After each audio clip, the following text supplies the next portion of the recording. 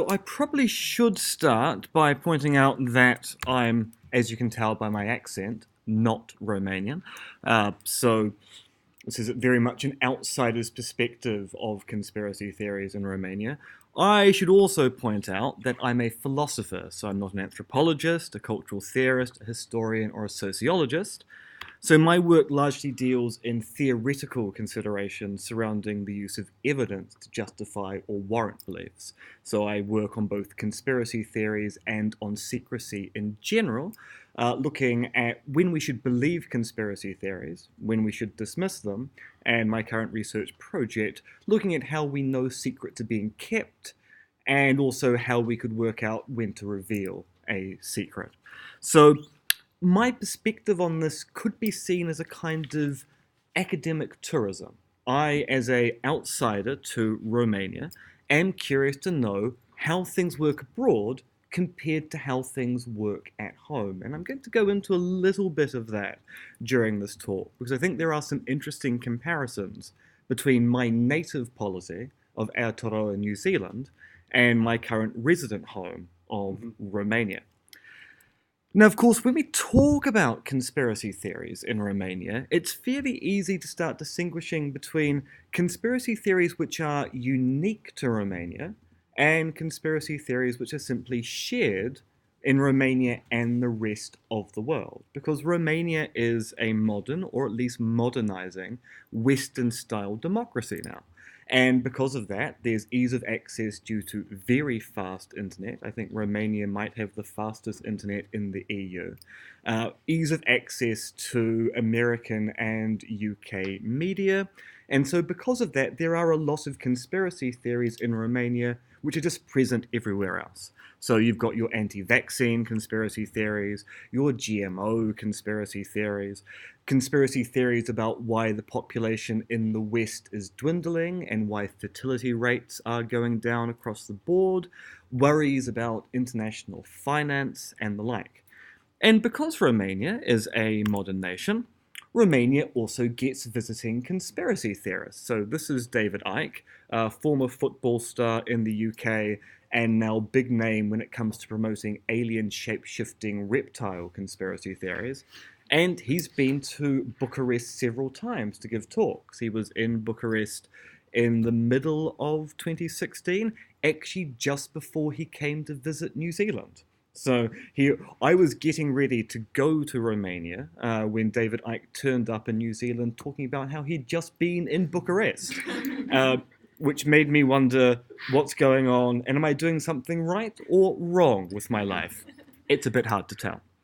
Now, David Icke visiting Romania is amusing, but of course, some of the conspiracy theories which have arrived in Romania have dire consequences. So in 2015, there was a free book released online in Romania, which was about the apparent dangers of the measles, mumps, and rubella vaccine schedule.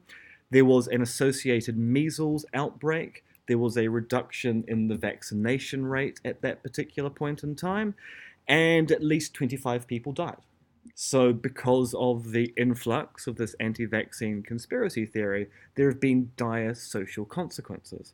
There's also anti-HPV conspiracy theories currently circulating in Romania. The HPV vaccine is related to the reduction of cervical cancer, so it's actually quite an important thing to introduce to young people quite early on, and conspiracy theories about how that's going to lead to the social dissolution of Romania are also available elsewhere. Now, these are just the general global conspiracy theories we find in Romania. Romania also has its own share of specifically European Union style conspiracy theories. So these are conspiracy theories unique to the region, which you don't necessarily find, say, in Aotearoa. We don't talk about the EU and conspiracies there because it's not a salient thing we're concerned about. Although that being said, I see we're about to start negotiating a free trade agreement with the EU. So we might get a few EU-related conspiracy theories back home in the next year or so. And of course, EU conspiracy theories are of the relatively trivial The EU is simply a sinister organisation that may be helping and abetting non-European powers. To the quite specific, the EU is simply a mechanism for Germany to take over Europe via economic policies rather than military might, which is just a resurrection of the Nazis didn't lose World War II, they simply changed their methods in 1945. And so you find a fair number of EU-related conspiracy theories in Romania. Romania also has its fair share of Russian-related conspiracy theories. And the Russian-related conspiracy theories are interesting for the sheer fact that A, Romania is proximate to Russia, and Russia has engaged in a few imperialistic expansionary tendencies of recent note. Romania is also surrounded by countries which are more pro-Russia than Romania currently is, although there's some dialectic coming out from the current government in Romania which indicates a kind of rapprochement towards the Russian government at this particular point in time. And of course, during the infamous lead up to the election of Donald Trump in 2016, Russia actually used a false flag using Romania to get information out about the Democrat Party, in that Guccifer 2.0, the notorious Romanian hacker successor to the actual Romanian hacker Guccifer, turned out to be a Russian farm of hackers using Romania as a smokescreen for getting information out into the world. So Romanian attitudes towards Russia and what Russia might be doing is somewhat justified, given what is happening in Russia and also nearby countries which are keen on Russia. Now, as I said, I'm interested in a lot of these conspiracy theories from the perspective of someone who comes from what we might call a much more benign polity than Romania. Because the work I've been doing in the last few years has been very much focused on prior probabilities. The idea that there's certain background information about our history and our cultures in any particular nation state or polity which predispose us toward one attitude or the other towards conspiracies. If we live in a society which we take to be highly conspired, it seems quite logical that when someone puts forward a conspiracy theory for some event, we should at least seriously consider it as a possibility. And if we live in a society which isn't particularly conspired, then we're more likely to think that some weird political event is probably just coincidence or bad luck. Now, New Zealand is a fairly benign political space, and so New Zealanders, by and large, don't think that political scandals are likely to be due to conspiracies. We take it to be bad planning, bad luck, or coincidence. But Romania is a different story entirely. Now, to talk about this, I want to make reference of Transparency International's Corruption Perceptions Index. Now, this is a perceptions index, so Transparency International does a survey every few years. This data comes from 2016, where they look at businesses and government attitudes towards all 176 countries in the world. And so they then rank how corrupt any particular nation state is perceived to be. New Zealand, along with Denmark, is first equal for least corrupt nations in the world, or at least perceived to be least corrupt. Not actually saying we're not corrupt, and we're also only 90, so there's still wiggle room of 10% corruption that could be going on at any particular point in time. But along with Denmark, we're the top. And because New Zealand has a friendly rivalry with Australia, the fact that Australia is only number 13 and it's not very corrupt, but moderately corrupt, is of great solace to us back home.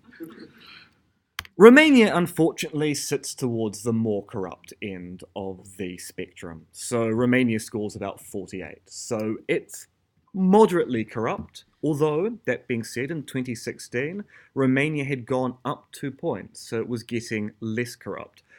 This poll was taken before the election of the current government PSD. My suspicion is that maybe it's gone down in the rankings again. It compares quite well to neighbouring Hungary, which in 2016 was going down in the ranks. So Hungary and Romania both level peg at 48, but Hungary under Viktor Orban is seen to be getting more corrupt. Romania was being seen to getting less corrupt. Bulgaria, unfortunately, is more corrupt than Romania and Hungary, I'm sorry to say. And the Republic of Moldova, I'll say it now, Basarabia y Romania, scores a meager 30. So it's not as corrupt as it could be, but it's fairly corrupt. Yeah, it's unfortunately it is quite corrupt. Now, what makes this perception index stuff particularly interesting is the Romanian diaspora. So Romania has one of the largest diasporas in the world. It's the second largest diaspora in the EU. Depending on the measures you use, there's anywhere between 4 to 12 million people of Romanian descent living outside of Romania, which means that around about 17% of the population is said to live abroad. So it's a huge number of people who live in other nation states, and in these other nation states, they are sending information back home about how people live there. So like a New Zealander in Romania, a Romanian abroad is going, things are different here. What does that mean? And it's interesting to look at where Romanians live abroad. So a very large chunk, just under 50%, of Romanians live in Italy. Italy turns out to be about as corrupt perception-wise as Romania turns out to be. So Romanians living in Italy are going, things here are pretty much the same back home. Then there's a significant chunk of Romanians who live in Spain. Spain is on the less corrupt end of the spectrum. A smaller amount live in France, which is in a fairly that's the UK. I'm looking at the wrong bit of the slide there, which is fairly good. Not as good as New Zealand, slightly better than Australia. And then there are those who live in France. Now, once again, this is 2016 data, so this is not taking into account what's going on in France now under Macron. It's going to be very interesting when the 2018 data comes out to see exactly what these things look like.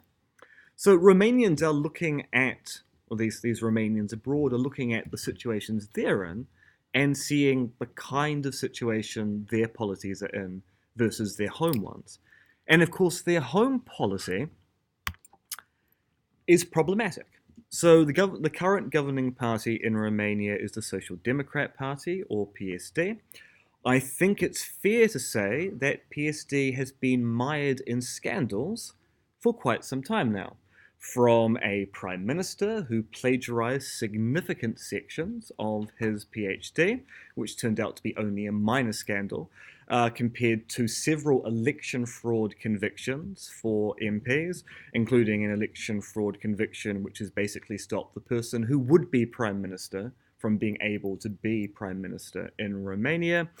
And at the end of 2016, beginning of 2017, an attempt by the Romanian government to ostensibly reduce the prison muster in Romania. Romania has a very bad reputation of imprisoning a lot of people, but when people looked at the legislation, discovered that actually what it would do would make it very easy to quash financial fraud convictions, which would allow certain MPs who were disbarred to be able to get back into Parliament because their convictions would just disappear. It also would have legalized graft to a large extent. One of the administrators at the University of Bucharest, where I was working at the time, was going, well, if this law passes, I can embezzle 40,000 euros a year and I'll just get a civil fine. There'll be no criminal charges whatsoever. And she was going, so why wouldn't I? I mean, the fine is less than 40,000 a year, so why wouldn't I engage in graft? It seems like the government would just be giving me money. So, given what the government does openly and knowingly, Romanians are quite right to be suspicious about what their government is doing behind closed doors. And there's a lot of chatter on the internet, in the street, and in the newspapers about what PSD isn't telling people. Because if they're talking about these things openly, or these things are so easily revealed, there are big questions what's going on behind the scenes in Romanian politics. And of course, history makes this even more interesting because Romania has a highly conspired history. Now, I know I'm talking about Romanian conspiracy theories post 1989, the December Revolution, which saw the fall of the communist government led by Nicolae Ceausescu and also, depending on how you want to view it, also Elena Ceausescu, who was seen to be kind of an equal power in the Romanian government. But even the revolution itself is suspicious to some Romanians because the revolution in Revolution Square, the protest that precipitated Nicolae and Elena fleeing Bucharest and then the dissolution of the communist government, wasn't the first time that year a protest had occurred. And yet, for some reason, no one stopped it, which led to the riots and then to people fleeing, which has led to people suspecting that maybe it was stage managed, that the revolution itself was actually simply elements of the communist government wanting to get rid of Ceausescu and to engineer a power transfer. And I mean, I'm not the political expert here, but what happened after the revolution and the interim government and the election of the new government does, if you're a suspicious or paranoid person, suggest that maybe there were forces at work there that were going, we can get rid of Ceausescu and also stay in power if we do this properly. And of course, in recent history, you get a whole lot of bogeys or spectres. So we've already heard about George Soros with regard to Slovakia. Of course, George Soros has become a bogey in Romanian politics in the election of 2016. Both major political parties were making the claim the other political party was, in fact, actually under the control of Soros at that particular point in time. Soros, of course, has Jewish ancestry. The Jews at one stage were actually being blamed as being responsible for the formation of communism in Romania in the first place, and post 1989 were then being blamed for a variety of different ills. That anti-Semitism seems to be of a fairly low-key variety in Romania today, although the Romanians in this room may have other attitudes towards that. And of course, another particularly unique Romanian conspiracy theory is about the state of Romania itself. So for those of you who don't know, Romania in its modern incarnation is actually the combination of three principalities, Transylvania, Moldavia, and Wallachia, which were joined together not necessarily due to the will of those particular three people, but by imperial powers wanting to create countries out of nothing, which is what people seem to like to do in Europe to a very large extent. And there's a large-scale conspiracy theory that Romania will be dismembered at some particular point in time. And one thing which I've discovered about living in this region is that Hungary gets blamed for a lot of ills in the region. So there's a theory that Hungary is going to at least annex Transylvania and return it back to Hungary. And I've met Romanians who think that Transylvanians are in fact secret Hungarian spies working against the good of the Romanian people. And if you ever visit Transylvania, it's quite Hungarian, although as a friend of mine pointed out, the problem is Hungary is quite German, because actually we're dealing with an even earlier history of colonial effect here. So Transylvania looks like Hungary, but Hungary looks like Germany, and we get back to the German conspiracy theory to control everything. All right, in just a few moments before I end, I just want to mention two of, I think, the most interesting and unique Romanian conspiracy theories. The first concerns this man, Lauren Fortuna. He's a hero of the 1989 revolution. He got a PhD in electronics and communications from the Polytechnic Institute in Bucharest. He held several patents. He was the author of several technical papers, and in around about 2003 started to receive telepathic communications from the members of the upper echelons of the galactic government. And he learnt that there are a number of different civilizations upon the Earth. There's the native gorilla civilization, the invading snake civilization, very David Ickean here, the arachnid civilization, although sometimes it's also called the iguana civilization, so there's some species bending going on here. The dolphin civilization, and depending on the day, several other minor civilizations. Now, Fortuna was an interesting character before the revolution as a member of the communist government. Some people think he had fairly systemic mental health issues. His popularity with respect to this particular conspiracy theory is sometimes put down by the sheer fact that made for interesting and amusing radio and TV interviews rather than people believing the hypothesis. But Fortuna's work has kind of survived online post his death in 2016 as support for theses like David Icke. So it's a kind of Romanian auxiliary hypothesis to the alien shape-shifting reptile. Look, Fortuna also received messages from the higher consciousness just like Icke. This is evidence that Icke is right. The other one is the wonderfully nationalistic Dacian super civilization conspiracy theory. Now, there are lots of cultures which have nationalistic conspiracy theories that claim that their ancestral people were much more interesting than they appear to be in history. And the Dacian super civilization conspiracy theory, the Dacians are the foundational tribe of the Romanian people, defeated by the Emperor Trajan when Romania became the Roman province that it kind of fetishizes today with respect to its Roman history. But the claim is that the Dacians were a very advanced, technologically powerful people that had electricity, could build wolf-shaped tunnels in the shape of wolf heads in the Carpathian Mountains, where they had a control panel for the world, which is very lost. And almost anyone you can think of who is famous is Dacian. Nikola Tesla is Dacian, and depending on the day, George Soros is also Dacian as well. And this is just a wonderful example of a nationalistic conspiracy theory, uniquely Romanian.